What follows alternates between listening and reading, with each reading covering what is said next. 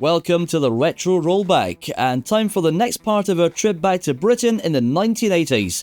And this time it's 1982. Were you around back then?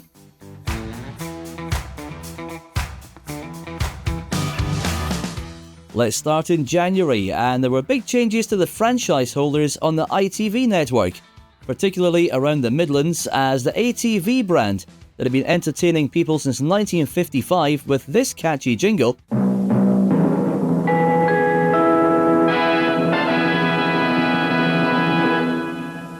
was suddenly replaced on New Year's Day with the shiny new Central Independent Television with this catchy jingle.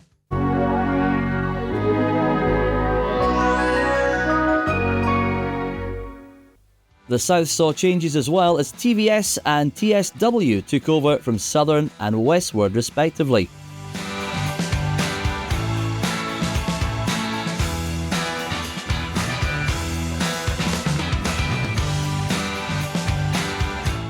But did the programmes get any better?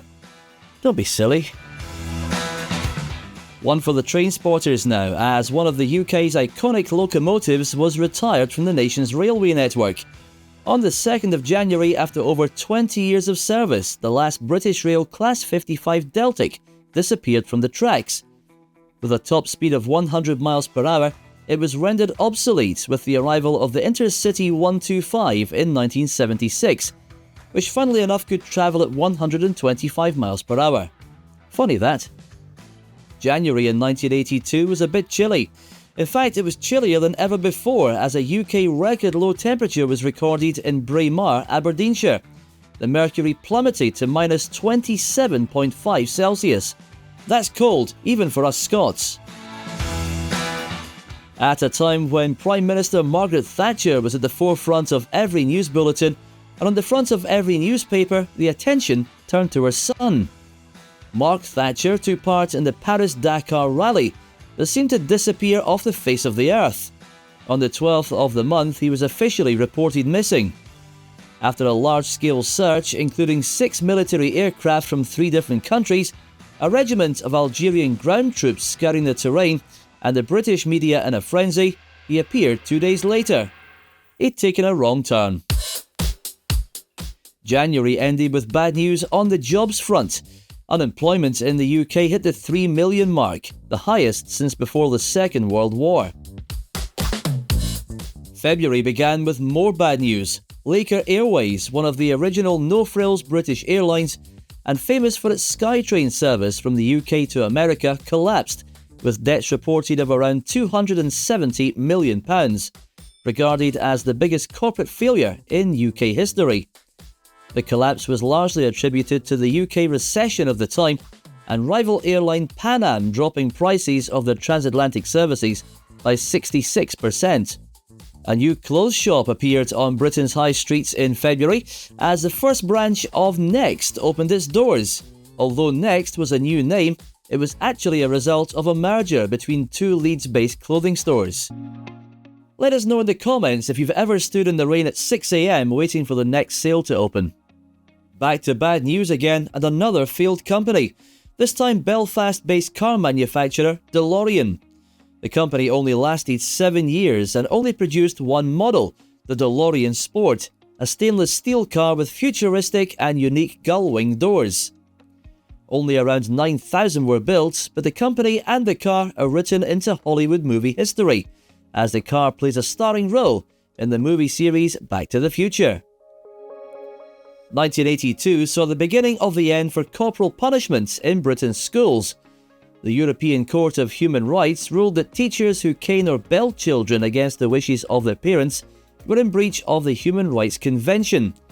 Although the punishments weren't officially outlawed in state schools until 1986, they were rarely used after this ruling.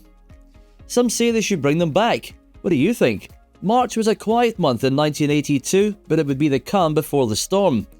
The government gave the go-ahead for satellite TV services to operate in the UK in March, which paved the way for Sky Television in the years to come. And the Queen opened London's Barbican Centre.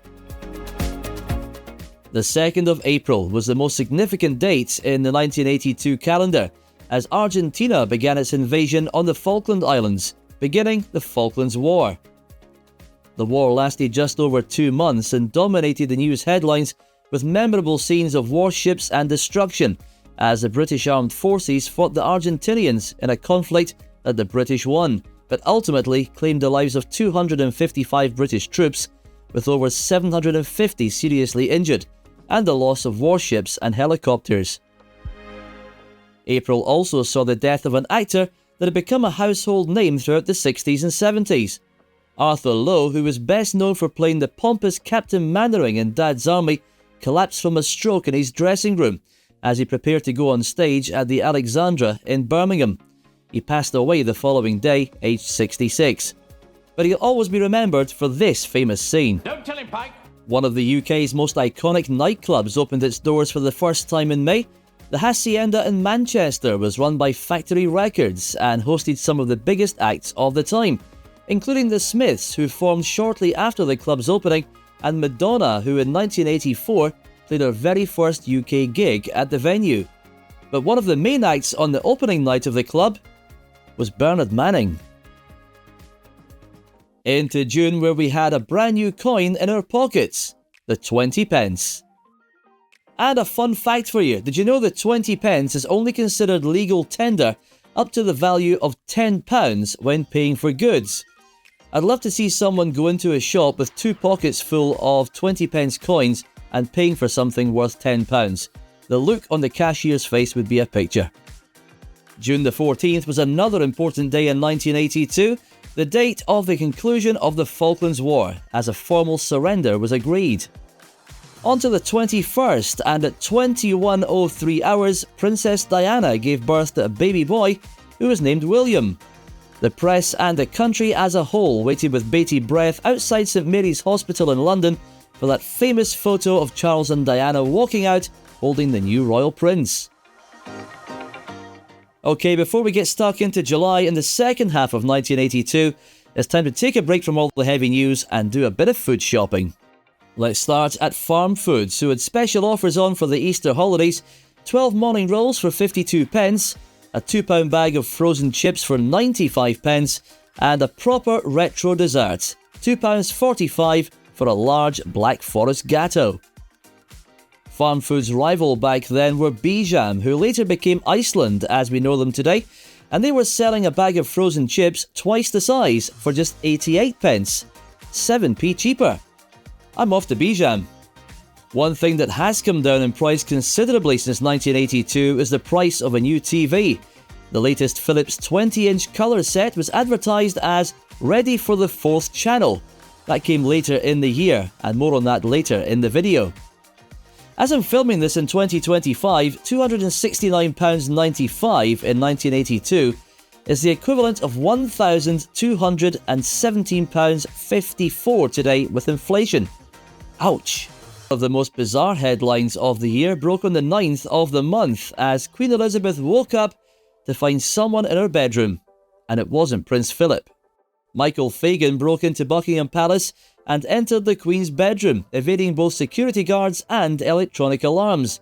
And depending on what source you believe, some say he was just standing looking at her, others say he sat on the bed, and some say he even lit a cigarette and had a conversation with her. But I doubt we'll ever really know what happened. The 23rd of July saw the end of production of one of the nation's most popular cars. The final Ford Cortina rolled off the production line at the Dagenham Works after 20 years of manufacture. Its replacement, the Sierra, was unveiled at the 1982 British International Motor Show in Birmingham. To September now, where British athlete Daley Thompson set a new world record at the European Championships in Athens. He took the decathlon record, and the following month in Brisbane took his second Commonwealth title. Now I'm going to show you an important piece of technology which went on sale for the very first time on the 1st of October in 1982. I give you the Sony CDP-101, the first consumer compact disc player. But it came at a price, a hefty price, £1,185. And a fun fact for you as well, the ABBA album The Visitors was the first CD album ever to be made and sold in the UK. October saw the BBC broadcast arguably one of the most poignant drama series in British TV history, when Boys from the Black Stuff aired on BBC Two. It was a 6-part series following the lives of a group of unemployed road workers from Liverpool, attempting to survive through the deindustrialisation of the early 80s. The programme's best remembered for the performance of Bernard Hill, his character Yozzer Hughes, and a catchphrase that's since been mimicked by millions. Gives a job. Go on, gives it. Gives a go on. I could do that. Staying with TV, and on the 2nd of November we were spoilt for choice as the UK welcomed a brand new national TV network, and Scottish radio and TV presenter Paul Coya had the honour of welcoming us to the new channel.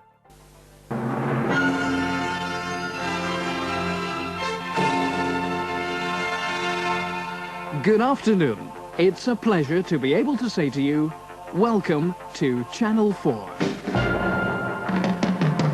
Yes, Channel 4 was born, and Countdown, hosted by Richard Whiteley and Carol Vorderman, was the very first programme aired.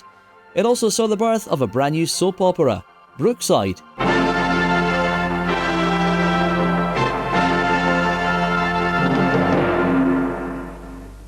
A man who had entertained the nation for decades passed away in November, the wonderful Arthur Askey.